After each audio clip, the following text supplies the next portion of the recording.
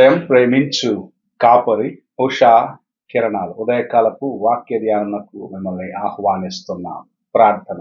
సర్వశక్తి గల యేసయ్య, సర్వోన్నతుడ, గొప్ప దేవ, ఈ ఉదయకాల సమయానికై వందనములు చెల్లించుకుంటున్నాం తండ్రి.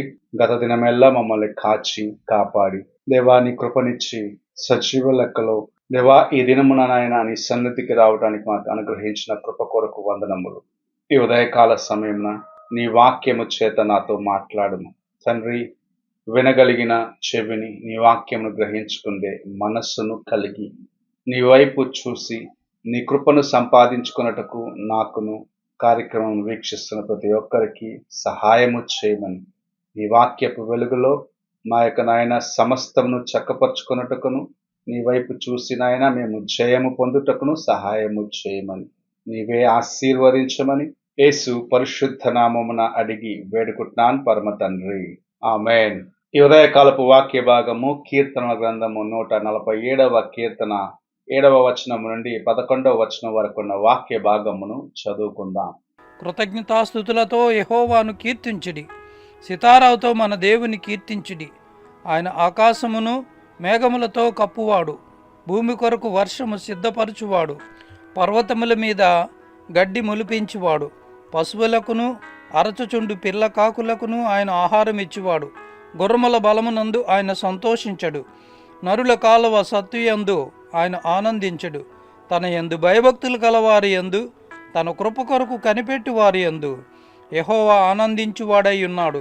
మనము చదివిన వాక్య భాగములో దేవునికి స్తుతులు చెల్లించడం, ఆయన కృతజ్ఞతలు చెల్లించడం గురించి కీర్తనకారు రాయడం చూడగలం. ఎందుకనగా ఆయన ఆకాశమును మంచుతో వర్షముతో నింపేవాడిగా ఉన్నాడు. భూమికి ఆయన తగినంత వర్షమును అనుగ్రహించేవాడిగా ఉన్నాడు. కొండల మీద గడ్డిని మొలిపించేవాడిగా ఉన్నాడు. ఆకాశ విస్తారముగా ఆయన వ్యాపించి ఉన్నాడనే కార్యమును జ్ఞాపకం చేస్తూ ఆయన ఎవరి యందు ఆనందిస్తున్నాడు అని కీర్తనకారుడు చెప్పటం చూడగలం. గుర్రముల బలమందు కాదు, మనుషుల యొక్క బలమందు కాదు, కానీ ఎవరైతే భయభక్తులు కలిగి ఆయనను వెతుకుతారో, ఎవరైతే ఆయన కృప కొరకు, ఆయన కనికరము కొరకు ఎదురు చూస్తారో, వారి యందు ప్రభువు తన కృపను సంపూర్ణముగా కుమ్మరించేవాడిగా ఉన్నాడని దేవుని యొక్క వాక్యము సెలవిస్తూ ఉన్నది. ఈ ఉదయకాల సమయమున మనము దేవుని యొక్క కృపను ఎలాగూ సంపాదించుకుంటున్నాము, ఆయన మన యందు ఆనందించేవాడిగా మనం ఉన్నామా అని పరీక్షించుకునేదానికి ప్రభు ఈ మాటలను మన ముందు ఉంచున్నారు. ప్రభు నిన్ను చూసినప్పుడు ఇతడు నా ప్రియ కుమారుడు, ఇతడు నా యొక్క చిత్తానుసారముగా నడిచేవాడు, నా యందు భయభక్తులు కలిగి పాపమును విసర్జించి నేను ఆశించిన ఆ మార్గములో నడిచే వ్యక్తిగా ఉన్నాడని నిన్ను గురించి ప్రభు ఆలోచిస్తున్నాడా? నిన్ను గురించి చెప్పగలడా? లేక నిన్ను చూసినప్పుడు నా యొక్క చిత్తమునకు దూరముగా నా మార్గం నుండి తొలగిపోయిన ఒక వ్యక్తిగా ఉన్నాడని ప్రభు సంతాపడుచున్నాడా అని పరీక్షించుకోవాల్సిన వారిగా మనం ఉన్నాం. ఆయన ఎవరిని ప్రేమిస్తున్నారంటే ఆయన యందు భయభక్తులు కలిగి ఆయన యొక్క కృప కొరకు, ఆయన యొక్క కనికరము కొరకు వేడుకునే వారికి, ఆయన వైపు చూసే వారికి ఆయన యొక్క సహాయము ఎన్నడూ కొదువుగా ఉండదు. మనం అనేక సార్లు దేవుని యొక్క ప్రేమను గురించి మాట్లాడుతుంటాం, ఆయన గొప్పవాడు అని మాట్లాడుతుంటాం. అయితే పరీక్ష సమయం వచ్చినప్పుడు ఎలాగూ మన యొక్క విశ్వాసము క్రియారూపముగా నెరవేర్చబడుతుంది, ఎలాగూ ఆయన కృప కొరకు మనము ఆయన యందు విశ్వాసముతో ఆయన వైపు చూసి నడిచేవారిగా ఉన్నాము అని మనలో మనము పరీక్షించుకొని ఒక్కసారి తెలుసుకోవాల్సిన వారిగా ఉన్నాం. అనేక సార్లు నేను దేవుని యొక్క సేవలో ఉన్నాను, దేవునితో పాటు నడిచే వ్యక్తిగా ఉన్నాను, ఆయనకి ఇష్టమైన వ్యక్తిగా ఉన్నానని చెప్పుకుంటే మనము కూడా దేవుని సన్నిధిలో నుండి, దేవుని యొక్క కార్యములో నుండి ఆయన యొక్క కృపకు దూరమయ్యే వారిగా ఉంటున్నాము. కారణం ఏమిటంటే ఆయన ఏవైతే మన యందు ఎదురు చూస్తున్నా, అనగా ఆయన యందు భయభక్తులు కలిగి ఆయన యందు నమ్మకముగా ఆయన వైపు చూసి నడవాలని ఆయన ఆశిస్తున్నాడు. ఆ మార్గంలో నుండి తొలగి సొంత తలంపులకు స్థలం ఇస్తున్నాం. మన యొక్క ఆలోచనలకు స్థలం ఇస్తున్నాం. ఇది చేస్తే బాగుంటుందని నీవే ఒక నిర్ణయంను తీసుకుంటున్నావు కానీ, ప్రభువా ఇది నీ చిత్తమా అని ఆయన యొద్దకు వెళ్ళటం లేదు. ఈ ఉదయకాల సమయమున ప్రభు మనతో మాట్లాడుచున్న కార్యము. నీవు ఆయన యందు భయభక్తులు కలిగి ఆయన వైపు చూస్తూ నడవాలి. శోధన సమయములో ఆయన యొక్క పాదముల చెంత వేచి ఉండేదానికి నీ తలంపులను ప్రక్కన పెట్టి, నీ ఆలోచనలను ప్రక్కన పెట్టి దేవుని వైపు చూడాలనేది ఆయన యొక్క ఉద్దేశం అయి ఉంటుంది.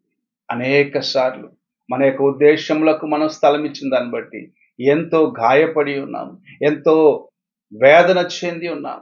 అయితే ప్రభు సన్నిధిలో నీవు వేచి ఉన్నట్లయితే ఆయన యందు భయభక్తులు కలిగిన వాడిగా, ఆయన యొక్క కృప కొరకు వేడుకునేవాడిగా, ఆయన నీ వైపు చూపించే జాలి కోసం ఎదురు చూసే వ్యక్తిగా, నిరీక్షించే వ్యక్తిగా ఉన్నట్లయితే దేవుని యొక్క సహాయము నీకు తోడుగా ఉంటుంది. ఎందుకనగా కీర్తనకారుడు చెప్పిన రీతిగా ఆయన వారి యందు ఆనందిస్తున్నారు. ఎవరైతే ఆయన కొరకు ఎదురు చూస్తున్నారో, ఎవరైతే ఆయన వైపు చూస్తున్నారో వారి యందు ప్రభు ఆనందించేవాడిగాను, వారి యందు ప్రభు నిలిచి ఉండేవాడిగాను ఉన్నాడని దేవుని యొక్క వాక్యము సెలవిస్తున్నది.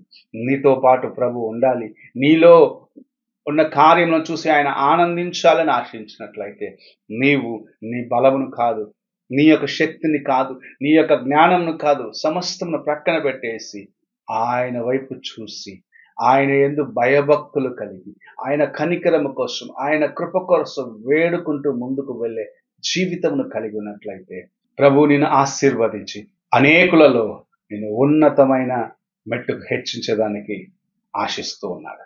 ప్రార్థన చేసుకున్నాం. పరిశుద్ధుడైన యేసయ్య, ఈ ఉదయకాల సమయం నీవు మాకు అనుగ్రహించిన నీ యొక్క వాక్యము కోసం వందనములు చెల్లించుకుంటున్నాం. తండ్రి, మా ఎడల నీవు చూపిస్తున్న కృప కొరకు వందనములు, మా పట్ల నీవు కలిగి ఉన్న ప్రేమ కొరకు, నీ ప్రణాళిక కోసం స్తోత్రములు చెల్లించుకుంటున్నాను. దేవా, నీ యందు భయభక్తులు కలిగిన వారిగా, నీ వైపు చూసేవారిగా, నీ యందు నాయన నడిచేవారిగా మేము ఉండాలని నీవు ఆశిస్తున్నావు. నీ యందు భయభక్తులు కలిగిన వారిని నువ్వు ప్రేమిస్తున్నావు. నీ కృపను వారికి అనుగ్రహిస్తున్నావు. నీ వారికి తోడుగా ఉన్నావని నీ వాక్యము సెలవిస్తుంది. దావీదు మహారాజు మాకు నాయన ఒక మంచి మాదిరికరమైన జీవితమును ఈ విషయంలో విడిచి వెళ్ళి ఉన్నారు నాయన. ఆయనలాగా నీ వైపు చూసి నీ కృపను సంపాదించుకున్నటకు మాకును సహాయము చేయమని యేసు పరిశుద్ధ నామమున అడిగి వేడుకుంటున్నాను పరమ తండ్రి. ఆమెన్. తండ్రి అయిన దేవుని ప్రేమ, కుమారుడైన క్రీస్తు కృప, ఆదరణకర్త అయిన పరిశుద్ధాత్మ యొక్క అన్యోన్య సహవాసము ఇప్పుడు ఎల్లప్పుడూ తోడయండి, సదాకాలము నడిపించును గాక. ఆమెన్.